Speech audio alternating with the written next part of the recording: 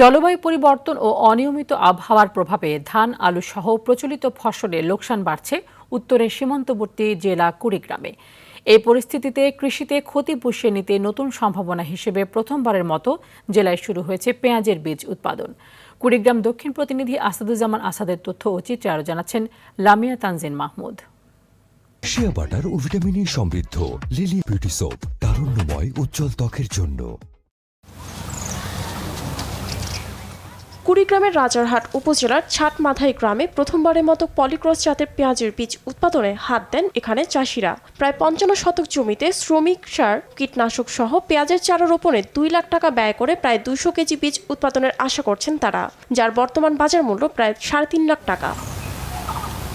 পরিকল্পনা অনুযায়ী ৩.৫ মাসের মধ্যেই বীজ সংগ্রহের কাজ শুরু করেছেন চাষিরা। এই বীজটা আমি উৎপাদন করেছি, আল্লাহর রহমতে মোটামুটি ভালো দেখা যায়। ২ বিঘার মতো জমিতে আমার প্রায় ২ লক্ষ টাকার মতো খরচ হয়েছে। আশা করতেছি যদি বীজ মোটামুটি ভালো হয় তাহলে ৩ থেকে ৩.৫ লক্ষ টাকা বিক্রি হবে। ফুল থেকে মাড়াই করা হবে, মাড়াই করার পরে এই বীজ বাইর হবে, এই বীজটা শুকানো হবে, শুকানোর পর কোম্পানিতে যাবে। আমরা বীজও পাইলাম, আবার এই পেঁয়াজটাও পাইলাম।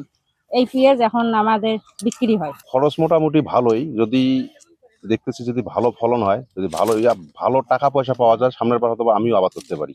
জলবায়ু পরিবর্তনের ফলে জেলায় বৃষ্টিপাত কমেছে, বেড়েছে তাপমাত্রা, যা পেঁয়াজের বীজ উৎপাদনে অনুকূল পরিবেশ তৈরি করেছে বলে জানিয়েছে স্থানীয় কৃষি বিভাগ। বর্তমান কুড়িগ্রাম জেলার যে আবহাওয়া এবং জলবায়ু, সেটা আসলে পেঁয়াজ বীজ উৎপাদনের জন্য উপযোগী, যার ফলে যারা পেঁয়াজ চাষ করেন তারা যদি পেঁয়াজ উৎপাদনও উদ্যোগী হন, সেক্ষেত্রে কিন্তু পেঁয়াজ উৎপাদনে খুব লাভবান হওয়ার সম্ভাবনা অনেক বেশি।